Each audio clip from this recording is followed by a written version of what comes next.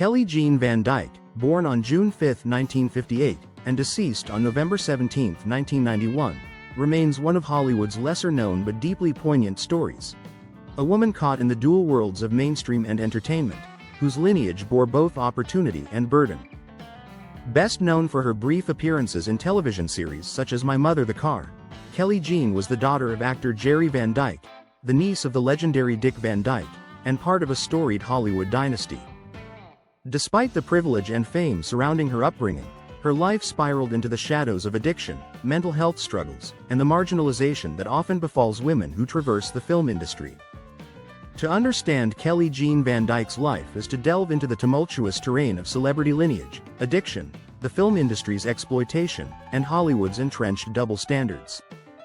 Her narrative serves as a lens into the darker side of American pop culture from the 1970s through the early 1990s. A period of moral dichotomy where America's increasing appetite for entertainment clashed with its puritanical disdain for sex work. This juxtaposition of privilege and peril is especially salient when considering how the entertainment industry selectively shelters some while destroying others, particularly women who defy or fall outside its rigid image frameworks. This video argues that Kelly Jean Van Dyke's life and tragic death illustrate the deeply intertwined consequences of familial legacy, industry hypocrisy, and societal neglect of mental health and substance abuse, particularly as they affect women in both mainstream and entertainment. Her story embodies a systemic failure, an inability to protect, understand, or rehabilitate those who fall outside the conventional definitions of success and morality in Hollywood. The story of Kelly Jean Van Dyke cannot be separated from her lineage. As the daughter of Jerry Van Dyke and niece of Dick Van Dyke, her life began in the glow of Hollywood stardom.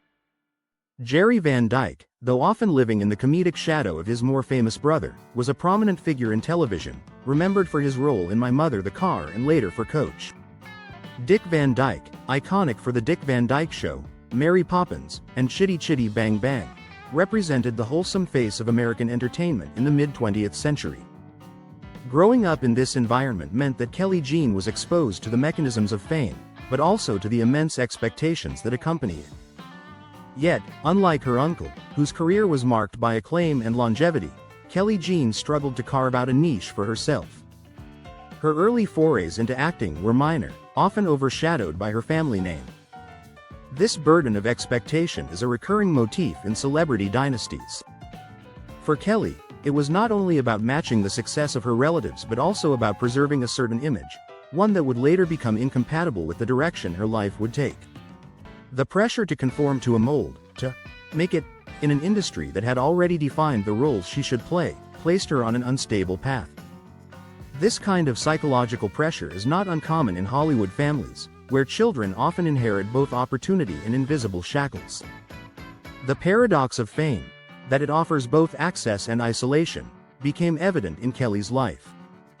Unlike her cousin Shane Van Dyke, who followed a more conventional acting route, Kelly found herself drifting into the entertainment industry, a move that, while stigmatized, may have offered her a sense of agency in an otherwise inaccessible mainstream career. However, this choice also marked the beginning of her alienation from both her family and the public. Kelly Jean Van Dyke's entry into the film industry placed her at the intersection of society's greatest hypocrisies. The 1980s and early 1990s were marked by a boom in video production. Erotic had become more accessible due to the proliferation of home video technology, and the industry was becoming increasingly commercialized. However, despite its growing profitability, those who participated, especially women, were often stigmatized, ostracized, and morally condemned. For Kelly Jean, whose early credits included films under the pseudonym Nancee Kelly, this stigmatization meant she was rarely recognized for her work, much less for the complexities of her personal life. In a society that consumed content voraciously while simultaneously demonizing its performers, Kelly found herself in a paradoxical role. Desired but disrespected, visible but voiceless. While her performances may have offered a temporary income and perhaps a sense of control, they also ensured that she would be alienated from her family's legacy and from the possibility of re-entering mainstream acting. The film industry, especially during the pre-internet era, was fraught with exploitation. Many performers faced substance abuse, financial instability, and mental health issues, exacerbated by the lack of regulatory support or healthcare protections. Kelly's descent into alcoholism and substance abuse was not an isolated incident but rather part of a larger pattern. For women like her who entered the industry not necessarily out of choice but often out of desperation, trauma, or coercion, there were few exit routes.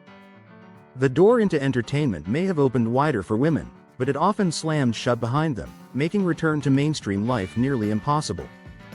In this context, Kelly Jean Van Dyke's narrative is not simply about one woman's choices. It reflects an industry and society that offer women no safe spaces between objectification and abandonment. Her attempt to reconcile her identity as an actress with her work in films became increasingly impossible, particularly in a cultural climate that demanded purity from women while indulging in their sexualization. The final years of Kelly Jean Van Dyke's life were marked by a harrowing decline into addiction and emotional instability. Her marriage to actor Jack Nance, known for his roles in David Lynch films like Eraserhead and Twin Peaks, was a volatile relationship fraught with codependency, substance abuse, and emotional turmoil. Their relationship, though rooted in affection, became a mirror of their mutual struggles.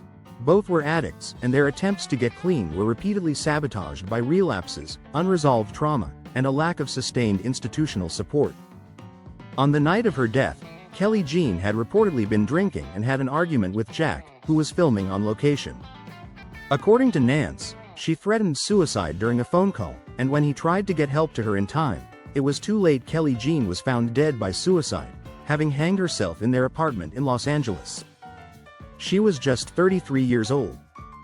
Kelly's death was not an isolated tragedy. It was a culmination of a systemic failure to address mental health, particularly in women struggling with addiction and identity crises in an exploitative industry.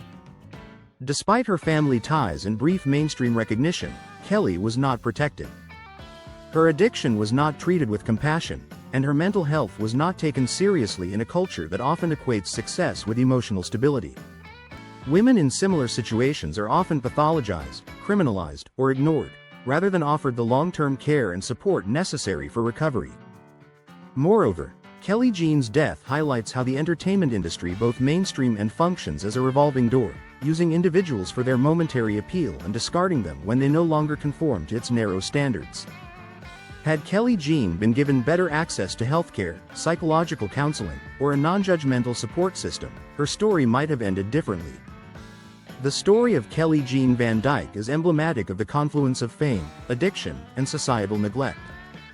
From her upbringing in a famous Hollywood family, she inherited both privilege and overwhelming pressure. Her transition into the film industry marked a turning point that underscored America's contradictory treatment of women, particularly those who exist in spaces of sexual labor. Her struggles with addiction and mental health were magnified by public scorn and private anguish, ultimately leading to her tragic death at the age of 33. Kelly Jean Van Dyke's life serves as a cautionary tale about the often invisible costs of fame and the systemic indifference toward women who fall outside the norms of Hollywood success. Her story challenges us to examine how we treat those in the margins, how our culture punishes vulnerability, criminalizes addiction, and silences women whose lives do not follow a redemptive arc. To honor Kelly Jean Van Dyke is not to sanitize or romanticize her story but to recognize its importance. Her life reminds us that behind every name in the credits, behind every smile in a family photo, and behind every click on content, there is a human being complex, wounded, and deserving of compassion. If we are to evolve as a society, it begins by listening to and learning from stories like hers, not in passing judgment, but in fostering understanding and advocating for change. If you enjoyed this video and would like to see more content like this, please consider subscribing to our channel. By subscribing, you'll be notified when we upload new videos. Thank you again for watching, and I look forward to seeing you in our next video.